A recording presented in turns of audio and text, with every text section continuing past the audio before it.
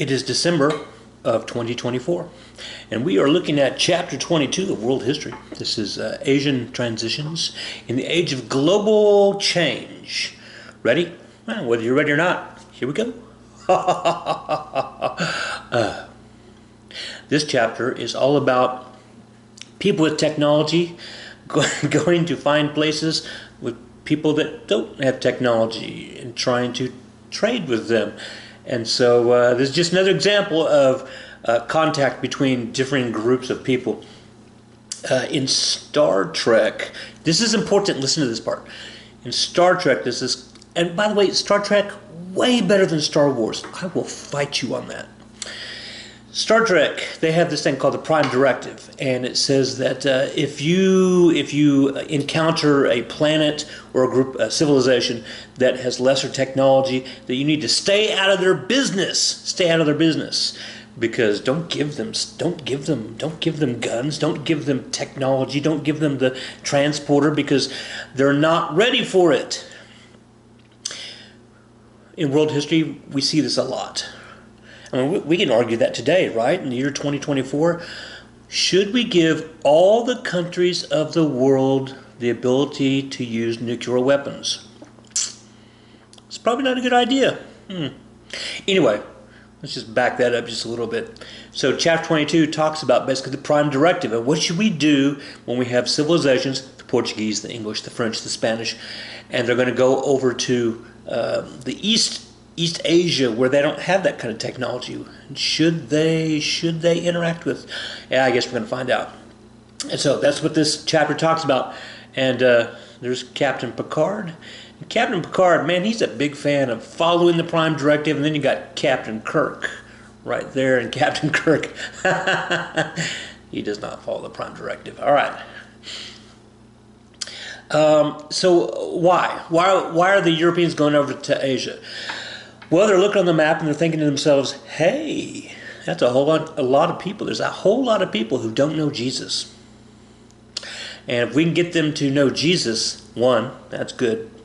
Because two, then everybody who knows Jesus, they're going to trade with each other. And we're going to make a whole bunch of money. So, let's go introduce them to Jesus. So that was the big argument for the Europeans, right? The big argument.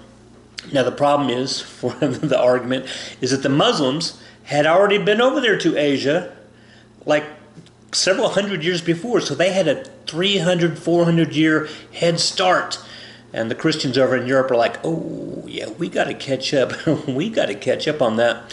So the Christians are going to say, well, maybe we use our technology to our advantage, because we want to get a good seat at the table. Got to get a good seat at the table. Hey, speaking of,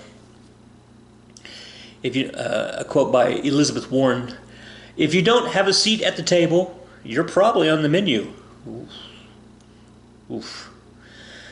Also, here's fun facts. Eating etiquette 101. So, you got your plate there, and you put your fork and your knife like this, then that means pause. I'm not done eating yet.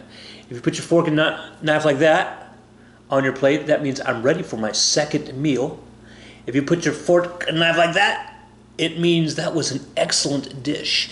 If you put your fork and knife like that, it means I'm finished. And if you cross your knife inside the tines of the fork like that, it means yuck. Yeah, and now you know something about that. I wonder how they do that at McDonald's. If you like take straw, I don't know what you do at McDonald's. Okay, God, gold, and glory, right? God, gold, and glory. That's what we were talking about with the Spanish coming over to America. And now we're going to change that up slightly. We're going to say God, gold, and greed. Greed, which brings glory. I guess you could argue that. So what are we talking about? We're talking about, oh, wow. So we have Asia, we have Africa over here. So this is the area we're talking about in this PowerPoint. So we have Africa, you've got India, and then over here, again, I'm doing this backwards in this. And then over here, we've got looks like China, and down here in Indonesia, and over here the Philippines. Okay, so that's the area that we're going to talk about. And in general, here's the deal. Oh, remember we had the Silk Road, goes from point A to point B, still the Silk Road. We're talking about thousands of miles here on this map, thousands of miles, and lots and lots and lots of different civilizations. And so why is that good for the Europeans? Because there's not one central authority. If it was all one giant group put together, the Europeans would have to deal with that. But no, it's a whole bunch of little people in here, and so the Europeans are going to take advantage of that. And then all along the Silk Road and all through this area down here, there's not really any armies per se, and so the Europeans are going to take advantage of that as well. Dun dun dun. Okay. Ooh, those are terrible colors to do on a PowerPoint. What was I thinking? Ugh, that's awful. You can barely even see that. This says the Asian Sea Trading Network, and then over here, this is the Arab Zone. And what are we going to trade? Were the Europeans going to trade in the Arab Zone? They're going to go over to the Arab Zone to get glass and carpet and tapestries and slaves. And so that's the Arab Zone. And in the center here we have the India Zone, the Indian, people from India. And we get textiles and gems and spices. Okay, cool. And then over here in the Chinese Zone, in this area, it says the Europeans are going to trade for paper and porcelain, so that'd be like ceramics and stuff, and silk, it comes out of the back end of the worm, and then more spice. Okay. So spice, the variety of goods traded in this area, yeah, there's a lot, but it's spice, the spice. Okay, so why spice? Does it make food taste yummy? That's part of it. Why else spice? Oh, I know, because we don't have refrigerators. Think it through. If you don't have refrigerators, what happens to the meat? It starts to go green, and then it starts to go furry, and then it gets up and it walks away. So how does spice help with that? Well, if the meat is a little green, you just turn up the flames, it's fine. If it's a little furry, you turn up the flames a little bit, and then when you're done, you put a little spice on it. Oh, and then you don't really taste the rotting part. You just taste the spicy part, and there you go. And then if it walks away, you don't have to worry about it, so because it walked away. But anyway, spice is used to cover flavors that you don't want to necessarily have. Okay, well that's pleasant. Let's see, this is the Strait of Malacca. So right down through there. This is so here's Malaysia. Malaysia's connected up here to up here would be like Thailand and Laos and Vietnam, and China's up here. And then let's see, this big island there, that's Sumatra, and then we have Java down here and Borneo over here. And so this strait where the red arrow is pointing, that strait where the ships are going to come down between those two pieces of land there, call that a strait. And that's the Strait of Malacca. And in our year, the year 2024, it is still the most heavily trafficked strait in the world. Yeah. Because you're going to see on the next map how it works. And it says on the slide, it says the monsoons dictate time and places for trade. So a monsoon is like a hurricane. They have hurricane season over there. They just don't call them hurricanes; they call them monsoons. And lots of wind, lots of rain, and they come at a regular interval, kind of like hurricanes. And so that determines when you're going to do trade. And well, there you go. That's what I want to say about that. Okay. So we have over here we have the Arab zone, and so we have the Middle East, and then right there there's the Tigris and Euphrates, and you come down, and then there's the Nile River, and then we have the India zone, and so we have India, and Ceylon, Sri Lanka. We call it Sri Lanka, they call it Ceylon. And then over here we've got the Chinese zone. So there's China and Japan's up here, and the Philippines, we're going to get back to them, and then there's Indonesia, and then down there's Australia.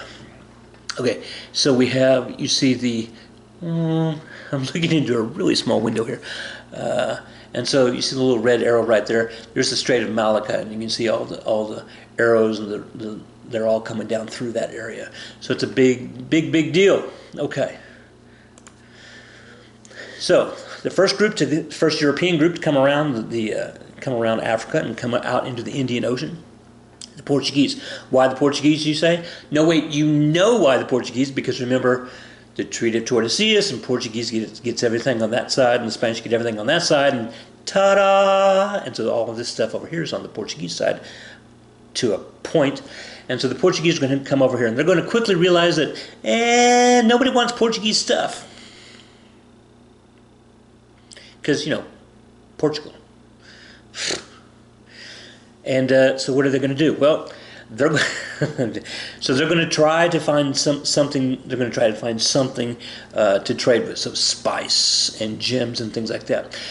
To start off with, they're going to have a huge advantage technology-wise with regard to their boats. So their boats, the Portuguese boats, remember the triangle sails? Wow, how long ago was that we talked about triangle sails? Wow. Oh, wait, maybe that was American history that we talked about that. I get my classes mixed up. Triangle sails are really interesting because you can sail into the wind, kind of, with triangle sails. Big, square, blocky sails, you can't sail into the wind. Triangle sails, you can sail into the wind. Yeah. Do the math. Think that through. What do I do? Anyway, and so they're called lateen sails. You're not going to need to know that. Well, maybe in American history you might. Maybe not. The Portuguese have the triangle sails, and their ships are smaller and more maneuverable and frankly, more rugged than the Muslim ships. So the Muslim ships are built to withstand the pretty peaceful Indian Ocean. The Indian Ocean doesn't get all crazy like the Atlantic Ocean or the Pacific Ocean. The Indian Ocean is arguably the calmest of all the oceans, and so the Muslim ships were just not built for battle and that kind of stuff. And so when the Portuguese ships came around Africa, then they were technologically better and bigger and badder guns. And so there you go. They effectively used force, the Portuguese did, to meet their goal of mercantilism. Remember, mercantilism is when you have the mother country is going to take the colonies' stuffs, goods. What am I trying to say? Their natural goods, their natural resources, and they're going to take that and then they're going to take it back to the mother country. The mother country is going to take that and turn it into stuff, and they're going to sell it back to the colonies. So the Portuguese were going to try to do that, and so they're going to do that through force with their cool little bitty ships, and they're going to establish some forts. They're going to establish forts at Goa, at Ormuz, and Malacca, and let's see if I can do this. So Malacca, right there. Here's the Strait of Malacca. There's going to be a fort right there. Ormuz. There's the Strait of Ormuz right there. Today we call that Yemen, I think. Yes. And then Goa. Goa would be, let's see, would be right there on India. It's not on the map, but Goa's right there in India. And the Portuguese are going to establish forts there. Okay. What would you guess that is? What do you guess that is? Huh, you start looking at them. Oh, let me get my big head out of the way. What is that? That is an up close, pepper. Pepper. Pepper with my puppy. You don't get the reference. Anyway, that's a pepper. And so in the 17th century, so this is the Portuguese are going to start going out. They're going to start going out. The Dutch and the English are going to come in. The Dutch and the English are going to start dominating over here. And so the Portuguese are going to have some success, specifically actually with pepper, because pepper was dominated by the Italians for a while, and now the Portuguese are going to do it. And well, there you go. But the English are going to come in. The English are going to basically take India, and they're going to start. The giant colony of India. They're going to have cotton, and they're going to have spices, and they're going to have something else. Tea. They're going to have tea. Oh, that's important later. They're going to have tea. And then the Dutch are going to capture Malacca, and they're going to establish a fort in Java. And so, Java.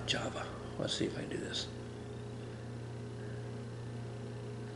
All right, so this island, that island right there is Java. So all of this is Indonesia. Indonesia. This is Java right there. This is Sumatra. And this is Borneo right there. And then the very tip of, when we talk about Malaysia and it goes up to China, the very tip of Malaysia is a little country called Singapore, which is also a city called Singapore. What were we talking about? Why were we talking about this? Java. You know, if you type in Java into the Google, first thing that pops up is the Java computer language. And I was like, Java computer language? Wow, how long ago was Java? I mean, that was like back in my time, and wow, right? Actually, no, I go back. I go back further than that. But and the same thing that pops up with Java, coffee. And then finally, it pops up actually the country of Java. What are we talking about, Java? Oh, the Dutch. They captured Java, and they're going to establish forts and factories, and warships are going to come out of Java. Okay. European trade system. So the Europeans, they have a huge technological. The Europeans have a huge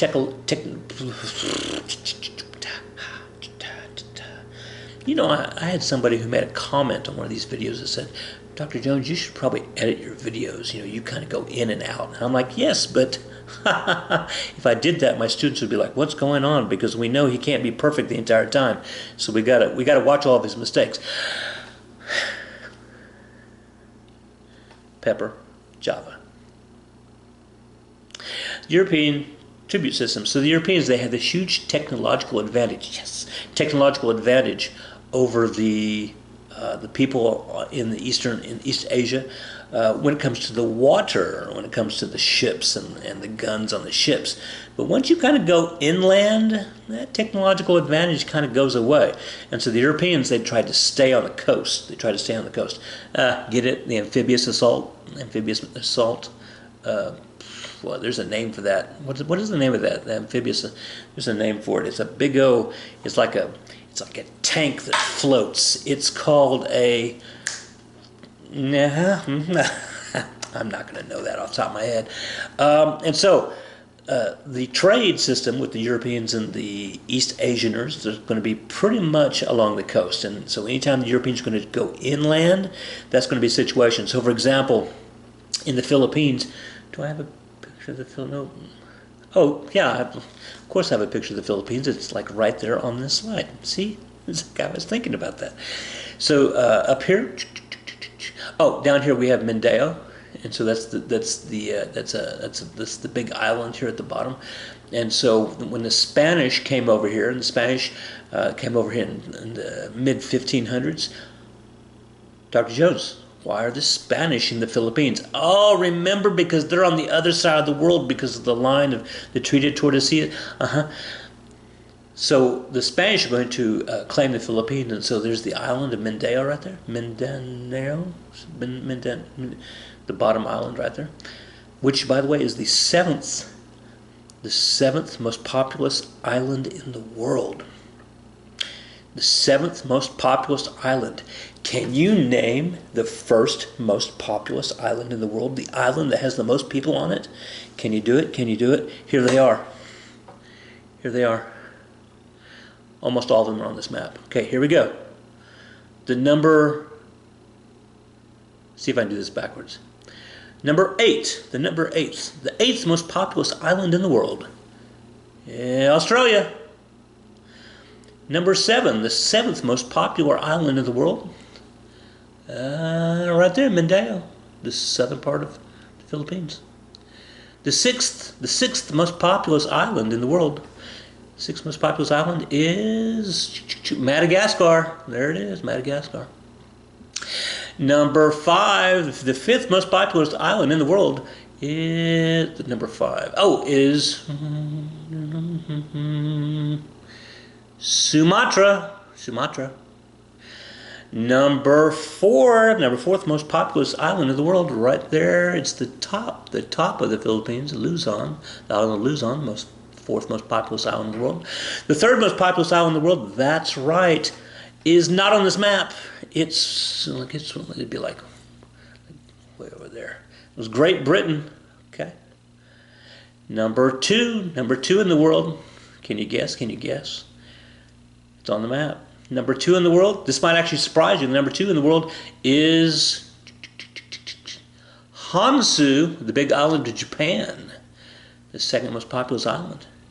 And the winner, the island that has the most people on it in the year 2024, which is when we're filming right now. Can anybody guess? Anybody guess? Anybody guess? That's right, we've already talked about it. It's not a computer language. It's not a type of coffee. It's the island, well, actually it's both of those. It's the island of Java right there. Okay. Dr. Jones, were you looking off screen? Were you looking at a list? I was not. I was not looking at a list. I just know stuff. That, or I looked that up recently and committed it to my memory. Okay, moving on. What are we doing? Europeans are going to fight in both Mindanao and Luzon.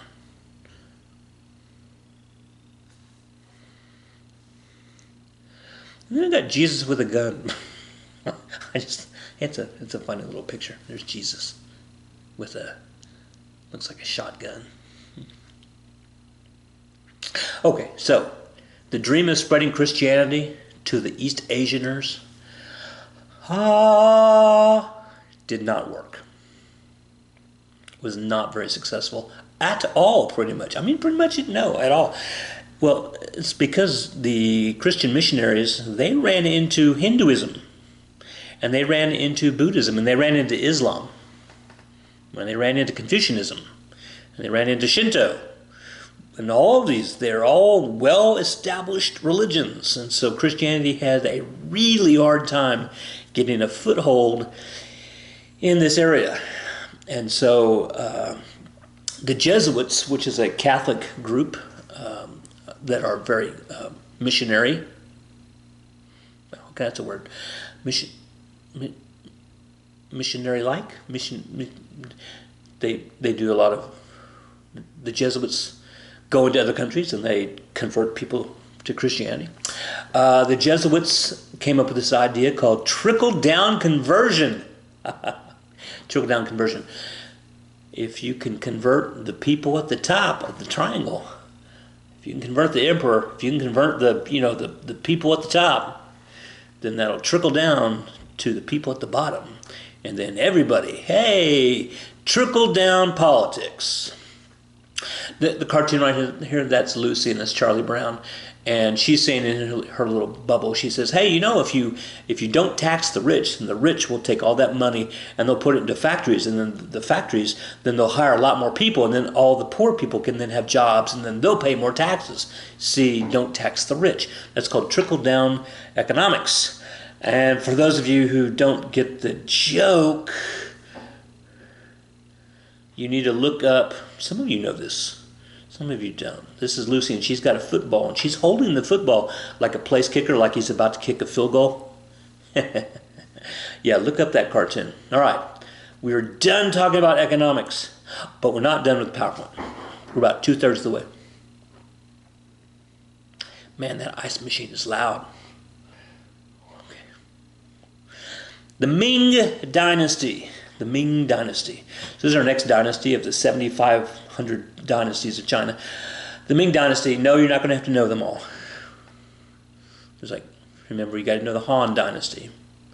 And the Yuan Dynasty, that's the one that was the Mongols.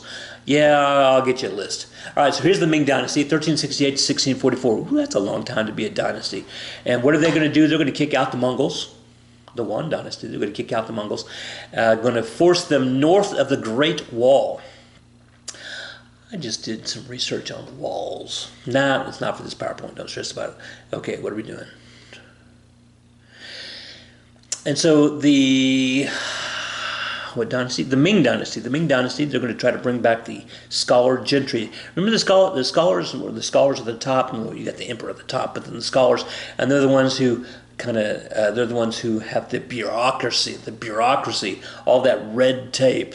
And then the civil service exam, remember the students, and you have to keep passing the test, and then whatever score you're going to make, and then that's what you're going to do in your life, and there you go. So the return of the exam system. And so the emperor, his name is Hongwu, he's going to try to limit. He's going to try to limit the scholar gentry. He's going to abolish some of their positions, like the chief minister's position. He's going to go ahead and take that stuff on. He's he's going to have public beatings. Wow, public beatings of bureaucrats. So hey, you want to push that extra piece of paper over here and have me sign this? I'm going to take you outside and beat you. Hey, man, interesting idea. And then he's going to create some rules that basically say we're not going to have any backstabbing, we're not going to have any power plays. We're just going to do this correctly. Okay. Costumes. I say costumes. Dress. What's the word I'm looking for? Outfits, costumes, outfits, dressing, styles of dress, styles of your types of. Both of these ladies in Ming China outfits, styles. Yeah, okay. All right. So, how about the peasants? Did the peasants do better under the Ming? No, they did not. The various local landlords got the power and the peasants did not. And what's going to happen with the women? They're going to still remain in their social caste. And they're not going to go very far. And why is this? Well, because the Ming are still doing this kind of Confucian thing. And remember, Confucianism is everybody's got their place. The prince is the prince, and the farmer is the farmer, and the kid is the kid. And everybody has their own set of rules, and that's what you do. Hey, did you read page 505? You did not. But on page 505, it has this really interesting story about what happens to, a student who's like, well, actually, professor, I think you're wrong. He gets his head chopped off, and then they put it on a spike and put it in the class. The student is the student, the teacher is the teacher. Go read page 505. All right, moving on. All right, so the Europeans are going to come over to China, and they are going to introduce a lot of stuff. There's going to be a flood of silver that's going to come into China, specifically the silver mines coming out of Brazil, all the silver coming out of the conquest of the Incas by Pizarro. All that silver is going to come over here, and prices are going to go crazy because kind of like the Mansa Musa effect, right? And so silk and ceramics. All the Europeans are going to want silk and ceramics, and so they're going to pay a whole bunch of money. Europeans are going to concentrate their trade in the provinces of Macau and Canton. So let's see if I can do this again. Okay, so Macau is right there, and then Canton is right above it. Today we call it Guangzhou. Right, those two right there. Guangzhou is Canton. It used to be called Canton, and so that's where they concentrate their trade. And so agriculture, right? Corn, sweet potatoes, peanuts. They're going to back and forth, and China's going to do really well. They're going to double their population between the 14th and 16th centuries. Okay, so then we get to Ma He. So Ma He, and he's a kid. I guess we all started as kids. He's a kid, and he's man. I cannot even think about this story. I'm gonna get it. Give me a second. Give me a second. So Ma He. This Chinese kid, and he gets approached by a soldier, and the soldier's like, "Hey, do you know where this bad guy is? This villain, this Muslim villain?" And Ma He's like, "No." And the soldier's like, "We don't believe you." And so he gets captured. This kid, he gets captured, and he gets forced into servitude in China. One of the first things they do is they castrate him. Forcibly castrate him, so he gets the snip snip, which gives him, which means he's now the caste is he's a eunuch. A eunuch is a male who has the snip snip, and so eunuchs are used in the palace and well, pretty much anywhere to be used as bureaucrats and secretaries and all sorts of stuff because they cannot have children, and so therefore they have Chinese philosophy.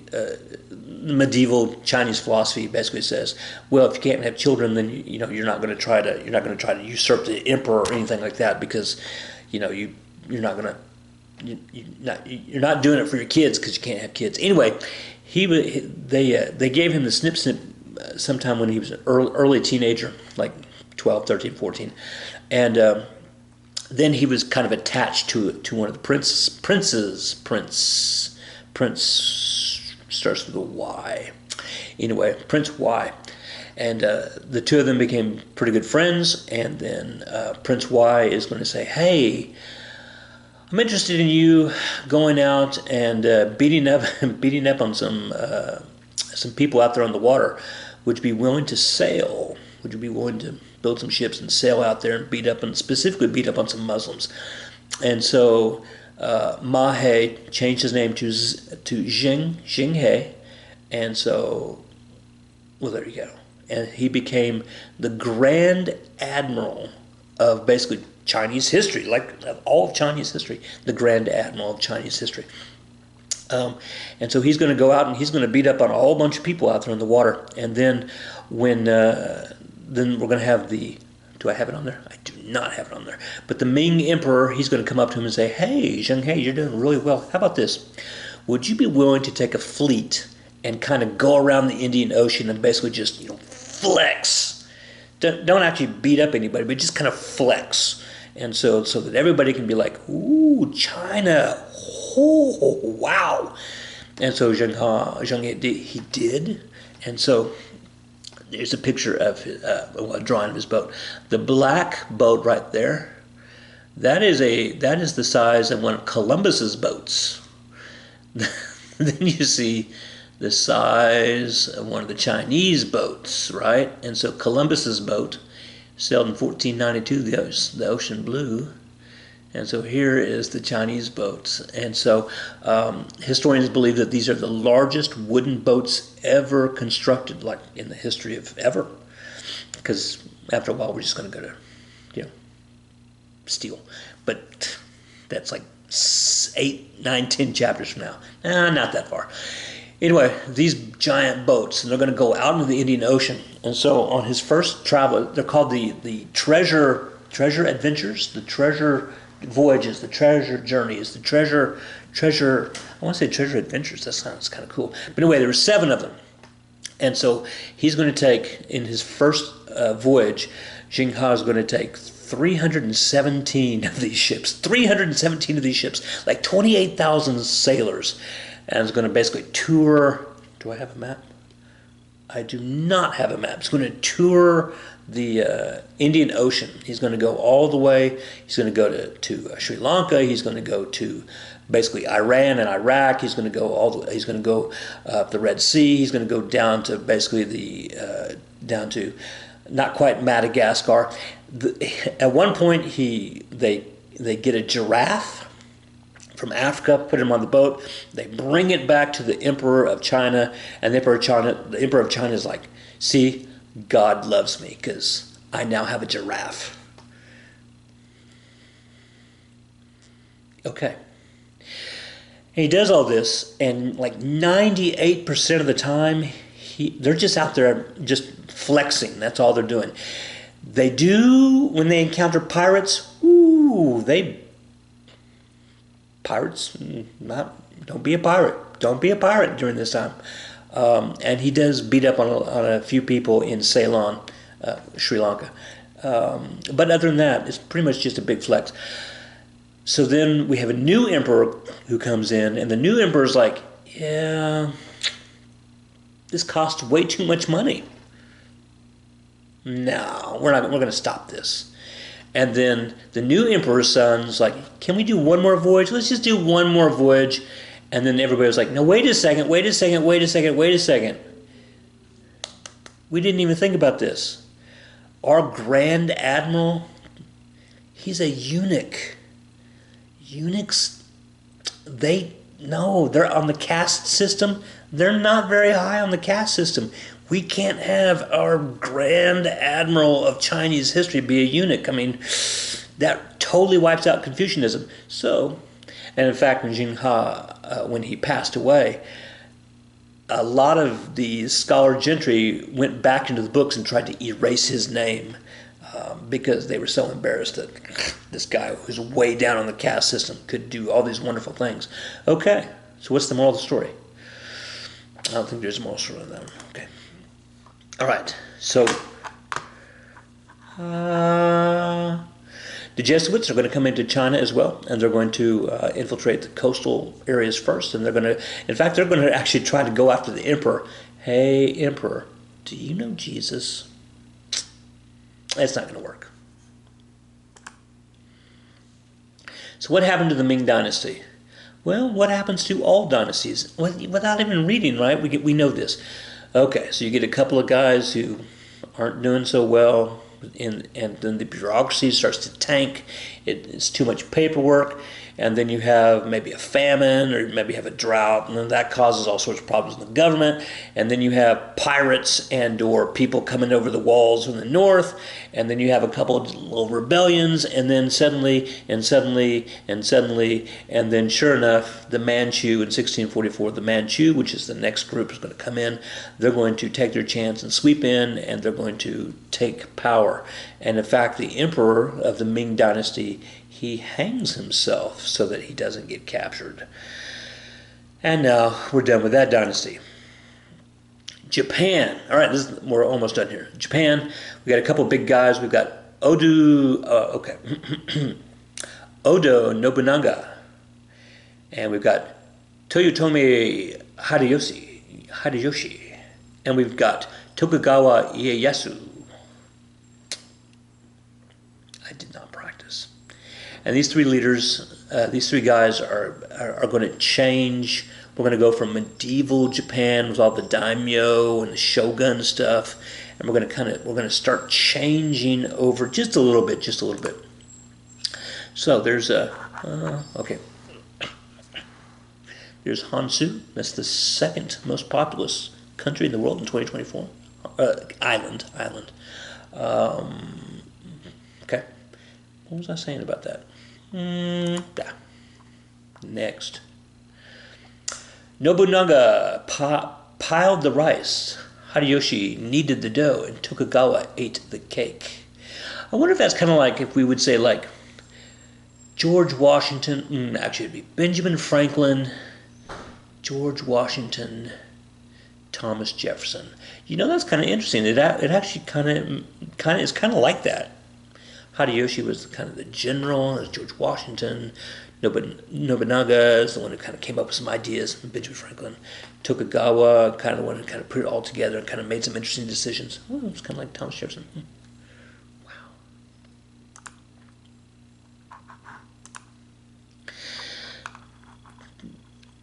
Well, the Europeans are going to come over to Japan. Seriously, I'm almost done here.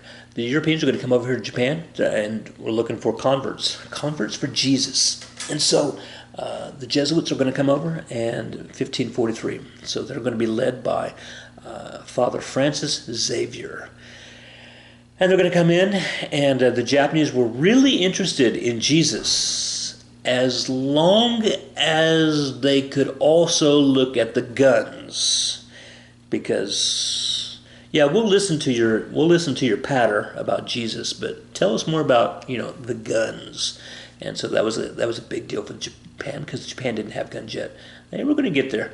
And so for a while, actually, Christianity was seen kind of positively in Japan, because it was competing with Buddhism. And okay, so remember, Buddhism is Chinese, Shinto is Japanese, and so the Buddhists are going to come over to Japan, they're going to start influencing, they're going to start converting people in Japan. Some of the Japanese are like, no, no, no, we don't want to do that because we don't want to be Chinese. And so when the Christians came in, the Japanese were like, great, great, great. You and the Buddhists, you kind of argue it out, and then we're just going to sit back here and see what's going to happen. And then when the Buddhists started to really kind of lose out and started to kind of fade away, and the Christians were like, hey, see, Christianity, it's so great, come on. And the Japanese are like, oh, no. If you're not doing anything, hey, here's a cool field trip. Let's do this. Macau, remember Macau's southern China is where all the Europeans are going to trade in Macau. There's a church in St. Joseph's Church in Macau, China, and St. Francis Xavier's Humorous. They've got it there because it's a relic, reliquary, a relic inside the reliquary. So that's his Humorous. Right. Yes, it's right. Right means radius. Ulna's on the back side, and your Humorous right there. Okay, so that's Humorous. And so his Humorous is right there in that church. All right. Oh, yep, last slide. Last slide. Import. Result of growing doubts regarding European intentions. So Japan's going to do, wow, here's what's going to happen. Japan, here's the short version of this slide. Japan's going to say, you know what, we're done talking with y'all. We're done talking with everybody. Like everybody. So we're just going to cut everybody off. They cut off the Europeans. They cut off Christianity. They tried to cut off Buddhism. They cut off the Muslims. They cut off everybody in the early 1600s. In fact, the only people that were allowed the only people non-Japanese that were allowed to talk to the Japanese, to trade with the Japanese, they allowed like one Dutch ship, like once a year or something crazy like that, to visit at this port in south Japan. And that was the only time that they would interact with Europeans or basically anybody. And so Japan basically became isolated themselves. There's a story about the drawing here of these 26 martyrs of Christianity in Nagasaki, when there was a boat, a European boat, basically that kind of crashed up on the shore, and it was a whole bunch of Christians, and they came, and so the Japanese were like, hey, no, we're not doing this, and so you guys crashed your boat intentionally, and so we're just going to execute you, and since you're Christians, we know how we're going to do that. We're going to crucify you. And they did it in an awful way. They actually tortured them first and did some terrible things to them, and then they crucified them, and while they were up being crucified, then they stuck them with all these spears, and just awful. But anyway, we call that the 26 martyrs of Nagasaki. And then a couple, like a year or two later, there's going to be like the 50 Christian martyrs of, I don't remember the name of it, but yeah, Christians were not treated well. And so in 1616, merchant ships were restricted, and then by 1630, basically Japan said, no, we're not interacting with any of y'all. And in fact, the next time that Japan basically interacts is going to be like in the 1870s, 1880s, when the United States shows up with a warship, and we're like, you're gonna trade with us because we've got really big guns. You're gonna trade with us. And Japan's like, okay. So for like 250 years, Japan basically was isolated themselves. Okay. The 6 themes. Government. Yeah. Oh yeah. Ideas. Yeah. Economics. Yeah.